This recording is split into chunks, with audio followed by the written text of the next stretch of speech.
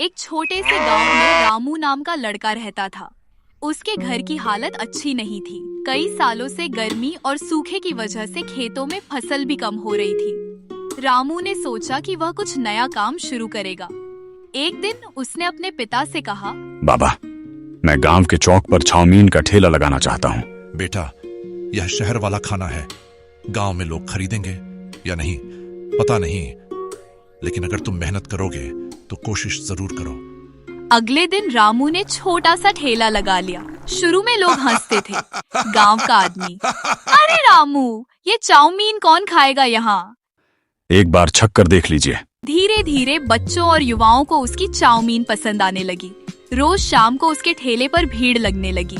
रामू खुश था कि उसकी मेहनत रंग ला रही है। लेकिन एक दिन मौसम अचानक बदल गया। आसमान में काले बादल छा गए और तेज बारिश शुरू हो गई।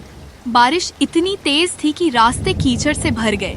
रामू चिंतित होकर बोला, अब तो कोई भी नहीं आएगा, मेरा सामान भी भीग जाएगा। कुछ देर बाद उसके दोस्त मोहन दौड़ते हुए आया। रामू, जल्दी ठेले को ढक दो, बारिश बहुत तेज हो रही है। उन्होंने मिलकर ठेले पर तिरपाल डाल दिया। लेकिन कई दिनों तक बारिश होती रही। लोग कम आने लगे और रामू को परेशानी होने लगी। घर आकर वह उदास बैठा था। तभी क्या हुआ बेटा, आज इतने चुप क्यों हो? माँ, बारिश की वजह से काम कम हो गया है। समझ नहीं आ रहा क्या करूं। मुश्किल समय हर किसी की जिंदगी में आता है। हिम्मत मत हारो, कुछ नया सोचो।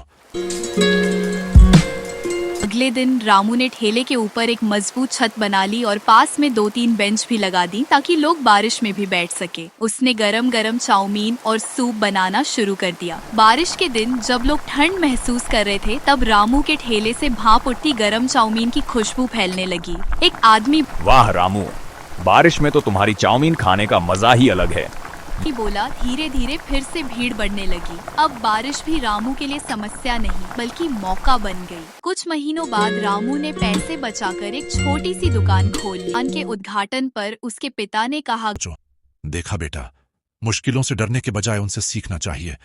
रामू, हाँ बाबा, अब समझ आया कि मेहनत और धैर्य सबसे बड़ी ताकत है। वही रामू है जिसने मुश्किलों में भी हार नहीं मानी। रामू भैया, हमें भी गरम गरम चाउमीन दो। जिंदगी में समस्याएं आएंगी, लेकिन जो इंसान हिम्मत और समझदारी से काम लेता है वही आगे बढ़ता है। Thank you. Like, subscribe, please.